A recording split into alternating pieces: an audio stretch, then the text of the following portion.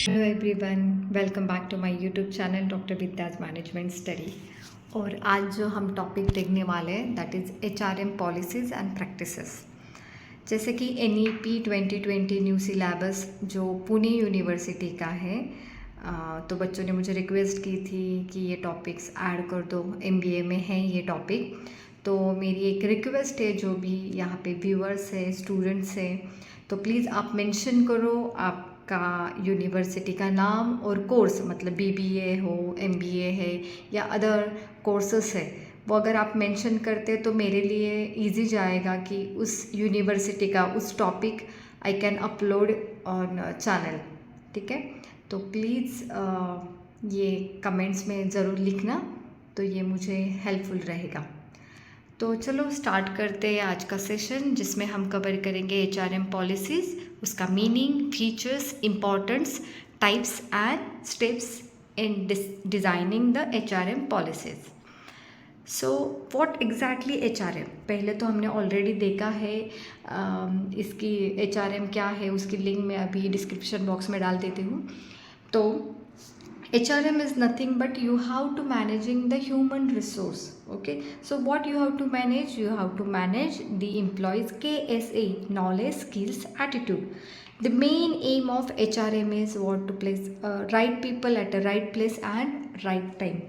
Right, so functions of HRM हमने देखे हैं ऑलरेडी, एंट्री से लेके एग्ज़िट तक, मतलब फिर उसमें आपका आएगा कि recruitment, man power planning, recruitment, selection, training and development, performance appraisal, right. So all these are the function.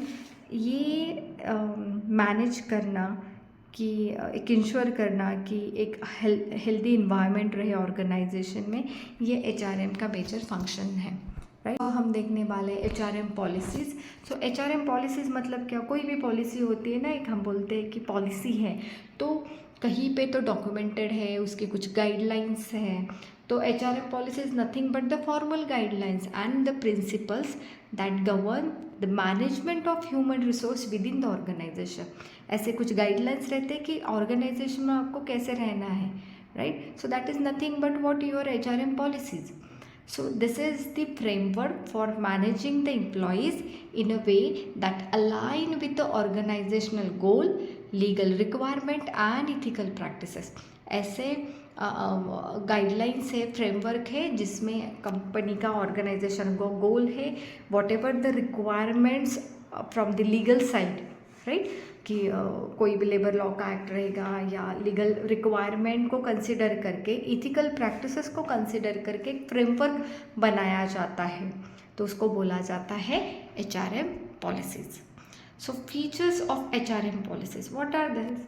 तो सबसे इम्पॉर्टेंट कि पॉलिसी ऐसे थोड़ी ना होती कि आज बनाई और कल चली गई। सो consistency required, right? So HRM policies ensure the uniformity in decision making and treatment of employees, reducing the discrepancy across the organization. कोई भी डिफरेंसेस ना रहे, कन्फ्यूजन्स ना रहे, और इसलिए यूनिफॉर्मिटी ऑर्गेनाइजेशन में लाने के लिए ये HRM पॉलिसी होती है। उसको कंसिस्टेंसी मैटर करती है, क्लैरिटी होना is important, clear and precise communication of the expectations, right, responsibility, ये एक फीचर है HRM पॉलिसीज़ का। क्योंकि कोई भी पॉलिसी हो क्लियर कट होनी चाहिए कम्युनिकेशन में वाइज, कि कन्फ्यूजन ना हो, that's why clarity is important. Guidance, HRM policy एक गाइडलाइन होती है, गाइडेंस देती है to the manager, to the employees, how to handle the various situation, right.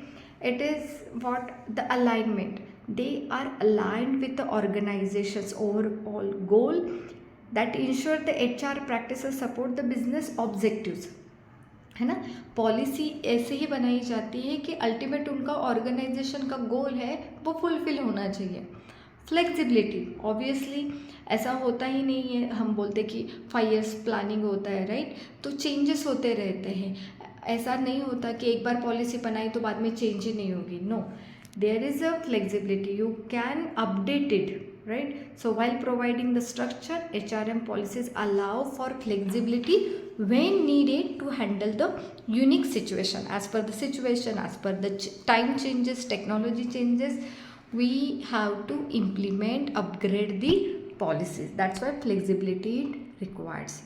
So there are the types of HRM policies. तो यहाँ पे मैंने एक बेस डिफरेंट बेसिस को कंसिडर करके टाइप्स ऑफ HRM यहाँ पे HRM पॉलिसीज़ के यहाँ पे बताया है. So first base is what, based on origin, based on the application, based on the documentation. So HRM policies based on origin मतलब क्या, जो originated policies है, imposed policies है, appeal policies है, advisory policies है. These 4 policies comes or define on the basis of origin. General policies and specific policies are based on their application. Written policies and implied policies are based on the documentation. Now we will see one by one. Okay, so first one is what, originated policy. It is developed by the top management. Obviously originated policy है तो top management उसको define करेगा, develop करेगा. It is created to provide the internal guidelines for the HR practices, to guide the employees and ensure the consistency in decision making. So ये policies top management करता है. General यहाँ पे होता है कि इंटरनल गाइडलाइंस दी जाती है, राइट, कि कैसे डिसीजन मेकिंग करना है. For example employee code of conduct कैसे रहेगा, कि कितने बजे आना है, कितने बजे आपका पंचिंग रहेगा, कब जाओगे. So this is what the originated policies. Recruitment policies also the example of originated policies. Second one is what, imposed policy. Imposed मतलब यहाँ पे क्या हुआ है, it is mandated by the external authorities such as what, government regulations, आपके labour laws, industry standards. तो इनके कारण जो ये एक्सटर्नल अथॉरिटीज़ है उनके कारण एक कुछ पॉलिसीज़ बनानी पड़ती है. That is what imposed policy. Organisation must comply with this policies to avoid the legal penalties. क्योंकि क्या होता है, these are the guidelines.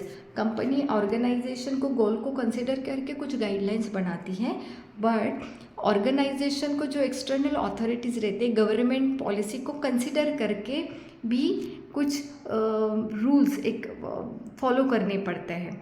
For example minimum wages, कि मिनिमम वेजेस पर्टिकुलर एरिया में कितना रहेगा, वो रूरल एरिया में आ रहा है, अर्बन एरिया में आ रहा है, उसके MID से कौन सी एरिया में आ रहा है, राइट, वो स्मॉल स्केल है, लार्ज स्केल है, उसके बेसिस पे, right. So this is what, वहाँ पे गवर्नमेंट रेगुलेशन, लेबर लॉज को कंसिडर किया जाता है. These policies are consider as a imposed policies. So minimum wage policy, anti discrimination policy, workplace safety rules जो भी है, that is comes under the imposed policy. Okay, the next one is what, appealed policies. So these policies are formulated in response to the employee's request, grievances और appeals. अगर किसी employee ने request की है या कोई कुछ ऐसा इंसिडेंस हुआ उसके कारण ये फॉर्मुलेटेड होती है, उसको बोला जाता है अपील्ड पॉलिसी. किसी ने अपील किया है, right. So for example flexible work policy, तो ये भी एक पॉलिसी की आजकल आप देखते हो कि टाइमिंग का ऐसा नहीं कि 9 to 5 भी आपका होना है. समटाइम्स इट रिक्वायर्ड कि आपका ये काम होना चाहिए, भले आप फिर लेट आ जाओ, या कभी कभी होता है कि आप लेट पंचिंग करो, लेट जाओ, right. So this is what the flexible work policy. Next one is what, advisory policy, which is suggested. Subject मतलब उसके वर्ड में ही एडवाइजरी पॉलिसीज, इसको एडवाइज किया जाता है by committee members, right. So these policies suggested by the external consultants. वहाँ पे हमने देखा था इम्पोज्ड पॉलिसी में that is external authorities. Advisory policies में क्या होता है, एक्सटर्नल कंसल्टेंट्स रहते हैं, प्रोफेशनल HR बॉडीज़ रहते हैं, और एडवाइजरी कमेटी रहती है जो गाइडलाइन देती है to improve the organisation's HR practices. The next one is what, it is based on the application. So these policies are vary in scope and relevance with the organization. For example, general policies, की broad policies that apply uniformly across the entire organization. It covers the fundamental of HR aspects such as employee welfare, conduct and equal opportunities. So generally कि पूरे organisation के लिए एक uniform policies implement की जाती है. That is what the general policies, like anti harassment policy, equal employment opportunity policy. Okay, then next specific. अभी general हुआ कि सबके लिए common, right, uniformly entire organisation के लिए। अभी स्पेसिफिक पॉलिसी मतलब पर्टिकुलर डिपार्टमेंट, पर्टिकुलर जॉब से रिलेटेड, सिचुएशन से रिलेटेड कोई पॉलिसी बनाई जाती है, that is nothing but the specific policy where they are targeted policy that apply to the particular department, job roles or situation that are designed to address the unique needs with the different business functions. For example, sales commission policy, IT remote work policy और your shift allowances policy कि कितने देने हैं, क्या देने हैं, ये specific policies में आता है. Next one is what? The policy which is based on the documentations, how you can communicate, how you can record that documentation part, उसके बेसिस पे ये पॉलिसीज़ आती है. एक पॉलिसी जो रिटन पॉलिसीज़ होती है, लिखा हुआ रहता है ऑलरेडी कि अगर किसी ने कुछ बोला तो वी कैन गिव देम, आपका मैनुअल है, राइट, एक कंपनी का कोई एक लिपलेट, कुछ एक डॉक्यूमेंटेशन रहेगा तो वो दिखा सकते हो आप. That is formulated by written documents, जैसे कि HR मैनुअल्स रहेगा, एम्प्लॉय हैंडबुक रहेगा, कॉन्ट्रैक्ट्स रहते. So that entire communication is in a written format, so it helps for the clarity in the enforcement. Okay, for example leave policy है, disciplinary action policy है, performance appraisal policy. These policy generally in written format, so these are what the written policy. Next one is what? Implied policies. That is not a written policies. Unwritten policies that evolve over time through the company culture, traditions. So they are understood and followed even though they are not officially documented. For example, informal dress code, flexible working hours. It is based on the mutual understanding. That is what implied policies. Okay, it is based on their documentation part. Now the next part is what are the steps are involved in designing the HRM policies. So there are the various stages, but यहाँ पे एक general idea मैं आपको देती हूँ. The first stage is what you have to do the investigation, preliminary investigation. Next one is what drafting the policy. Third one is what review and approval for that particular policies. Communication and implementation of the HRM policies. Next one is what? Monitoring and compliances. And the last one is what? Evaluation and updating the policies. Now we will see one by one. So step 1 में आता है preliminary investigation. आपको first you have to do the investigation part. You need to identify the need for a new HR policy or the revision of an existing one. पहले कुछ है क्या, कोई company की पॉलिसी, ऑर्गेनाइजेशन की policy, उसको पहले पढ़ लो, समझ लो कि क्या बनाया है, क्या नहीं बनाया है, right. So first you have to identified it, right. Either new बनाओ या एग्जिस्टिंग है उसको देख लो. Next, gather input from the जो भी स्टेक होल्डर्स है, जो उसमें एम्प्लॉयज़ आते हैं, मैनेजर्स आते हैं, आपके कस्टमर्स आए, उनसे आपको इनपुट्स आते हैं, वो कंसिडर करके you can edit it. Next, conduct the research on the legal requirements. जैसे कि हमने पहले भी देखा कि हमें एक्सटर्नल ऑथोरिटीज़ को कंसिडर करना होता है while writing the policies, right? So you need to define the scope and objective of the policy. This is what the preliminary investigation, जो first stage होता है. नेक्स्ट वन आता है, आपने इन्वेस्टिगेशन कर लिया. Next part is what? You have to draft the policy. Then इसमें क्या होगा? You have to clarify the statement कि एग्जैक्ट वर्डिंग क्या है. You need to draft, you have to mention the purpose for the policy. Next, you have to outline the roles, responsibility and the procedure for the same. You have to use the simple, clear and professional language, no jargons and all. क्योंकि policy है ना, समझने में easy होनी चाहिए, clear होनी चाहिए, there should not be any confusion, right. So इस तरीके से उसका ड्राफ्टिंग होना चाहिए. It includes all the legal references, compliances, whatever the required. Okay, so ये पॉइंट्स कंसिडर करके you need to draft the policy. Next आता है रिव्यू एंड अप्रूवल. अभी देखो, इन्वेस्टिगेशन हो गया, ड्राफ्ट बन गया. नाउ अभी आपको रिव्यू करना है कि जो आपने लिखा है वेदर इट इज़ राइट और रॉन्ग, वो आपको कैसे पता चलेगा? यस, फीडबैक लेके. सो थर्ड स्टेज में you need to take a feedback from the HR professionals, legal experts, senior management, कि उसमें कुछ चेंजेस करने हैं क्या, कुछ करेक्शंस है क्या. That you have to take a review. You need to revise the policy based on whatever the feedback you have received. So obtain the formal approval from the top management or the board of directors or whatever you have. So ये review करना और approval करना is important part in this process. Next one is what? Communication and implementation. Once you get the approval from the top management, BODs, अभी क्या करना है? Draft बन गया, अप्रूवल मिल गया है. Now the main task is what? It should get communicated with your employees, जिनके लिए वो पॉलिसी है उन तक वो जानी चाहिए. So announce that new policy to the employees through the meetings, mail, company portals, या आपका कोई कंपनी का कोई राइटअप है, कोई बुकलेट है, उसमें you have to mention it. क्योंकि सी पॉलिसी इसलिए ही बनाई जाती है कि ऐसा नहीं होता कि कुछ गलत होता है तो पनिशमेंट आपको मिलेगी, तो उसके लिए वो रिटर्न जो लिखा है वो पढ़ के बताना. पॉलिसी इसलिए बनाई जाती है कि सबको सब मतलब when that employee is going to be join, उसको पता होना चाहिए कि अरे these are the what the guidelines I have to follow. Okay, गलती होने के बाद उसको नहीं दिखाना कि भैया देखो यहाँ पे ये लिखा था, आपने ये गलत किया, तो वो बंदा बोलेगा ही मुझे पता ही नहीं. तो दैट्स वाई ये जो पॉलिसीज़ होती है, जब भी कोई नया एम्प्लॉय ज्वाइन होता है, इंडक्शन होता है, दैट टाइम ये पॉलिसी उनको समझाई जाती है, राइट, बताया जाता है, कम्युनिकेट किया जाता है. So that's why the training session, right, they have arrange. So ये जो डॉक्यूमेंटेड है, इट शुड बी एक्सेसिबल होना चाहिए. जो HR मैनुअल है या कंपनी का कोई इंट्रानेट रहेगा, जो भी कुछ सॉफ्टवेयर है, या whether in a hard copy, it should be accessible. Okay, it should keep that documents neatly and cleanly. Next one is what?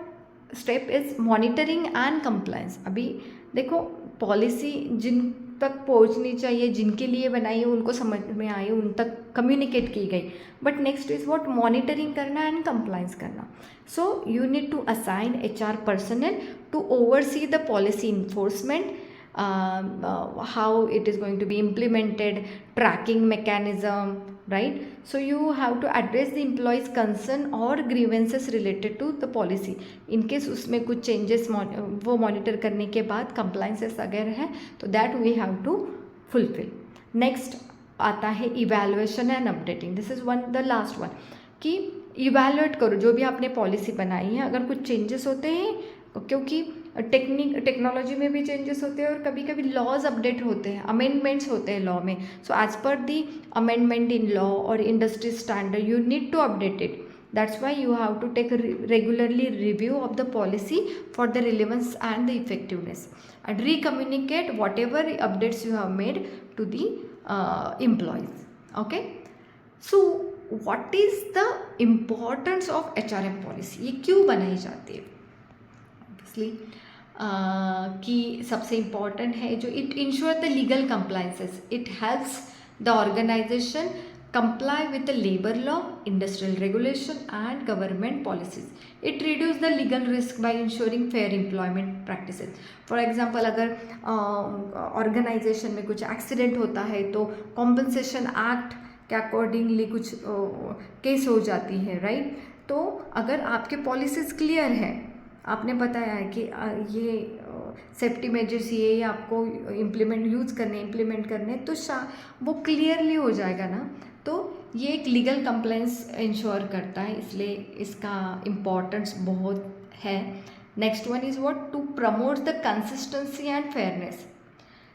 So to establish the standardized procedure for HR functions like recruitment, selections, आपका performance appraisal, promotions, terminations, to ensure the equal treatment of employees, reducing the bias and favoritism. ये करने के लिए ये policies होना is important, right. क्योंकि अगर आपके पास पहले से परफॉर्मेंस अप्राइजल पॉलिसीज़ है कि कितनी इंक्रीमेंट रहेगी, किसकी होगी, all things has been mention in a policy, then it is going to be helpful. There should not be any bias or favoritism, right? So equal treatment should be given to each and every employee. The next one is what? To enhance the employee satisfaction and engagement. So you have to clearly define whatever the policies has been defined or drafted. should have a transparent and trustworthy work environment, because employees feel valued and secured when policies address their concern, right? क्योंकि it is basic thing कि अगर कुछ लिखा है तो हमें भी एक कंसर्न रहता है कि नहीं, अगर हम ऐसा ऐसा परफॉर्म करेंगे तो ऐसा ऐसा हमें उसके बेनिफिट्स मिल जाएंगे, राइट? या फ्लेक्सिबल वर्किंग आवर्स से you should not give every time reasons कि भाई you are late. So if it is mentioned कि in a organization we have a flexible work hours, so there is a clear transparent communication is there, right? So it helps in employee satisfaction and their engagement. Next one is what? To support organizational goals and culture. See, it aligned with the HR practices, that HRM policies should be aligned with the HR practices with the business objective and core values. It encourages the positive workplace culture by reinforcing the ethical behavior, क्योंकि you have already mentioned whatever the code of conduct, your policies, rules and regulation, right? So it supports to the organization goals and culture. It helps in a conflict resolution because it provides a clear guideline, clear guidance for handling the disputes, grievances. It reduces the workplace tension क्योंकि clear cut है कि आपको कैसे किससे communicate करना है, कब करना है, कब तक करना है, right? So everything has been clearly written over there or displayed or mentioned in a policies. So it helps to prevent unnecessary escalations or disputes, right? So it gives a structured resolution process. For example, जैसे मैंने बताया कि grievance handling procedure है, workplace harassment policies है. Next one is what? It improves the productivity and performance. If there is a well-defined policies, it is going to be helpful the employees to understand their roles and their expectation. It will going to help to encourage a performance-driven culture by setting the clear evaluation criteria. सब everything has been clearly and transparent है तो confusion नहीं रहेगा. अगर confusion नहीं तो people will focus on their productivity, जो भी काम पे ध्यान देगा तो अपने आप क्या होगा, performance बढ़ेगा, right? So these all thing like उनको पता है कि परफॉर्मेंस होने के बाद इतना इतना इंसेंटिव मिलेगा, ये रिवॉर्ड मिलेगा, तो everyone will focus on their productivity and performance. बहुत सारे कंपनी में ना डाउट होता है उन लोगों, अरे मैंने इतना काम किया है, पता नहीं मेरा अभी प्रमोशन होगा या नहीं, मुझे अप्राइजल मेरा ठीक से होगा या नहीं, कितनी % होगा, अभी मुझे किसी से बात करनी पड़ेगी क्या, मुझे बताना पड़ेगा क्या. Everything it creates chaos, right? So अगर पॉलिसीज़ है क्लियर है तो there will not be any confusion and everything work will be going smoothly. It aids in effective talent management. Obviously it helps to attract and retain the developing skills, right? Because जो बंदा वहाँ पे काम करता है उसको समझ में आएगा कि अपना करियर डेवलपमेंट कैसा रहेगा, राइट? तो रिक्रूटमेंट पॉलिसी क्लियर है, एम्प्लॉयज़ डेवलपमेंट पॉलिसी क्लियर है, तो टैलेंट जो भी टैलेंटेड एम्प्लॉयज़ है उसको आप रिटेन कर सकते हो. Next one is what? To reduce the work place risk and liability. It while having the HRM policies, it minimize the risk of employee lawsuits, discrimination claims and workplace accidents. To ensure the proper handling of employee records, safety measures and misconduct cases, it is very important to be having the HRM policies, right? So this is all about the HRM policies and procedure. I hope you like the video. अगर अच्छा लगे तो like करो, share करो और please comment में आपके university का नाम और आपके कोर्स का नाम ज़रूर लिखना. Thank you. बाय.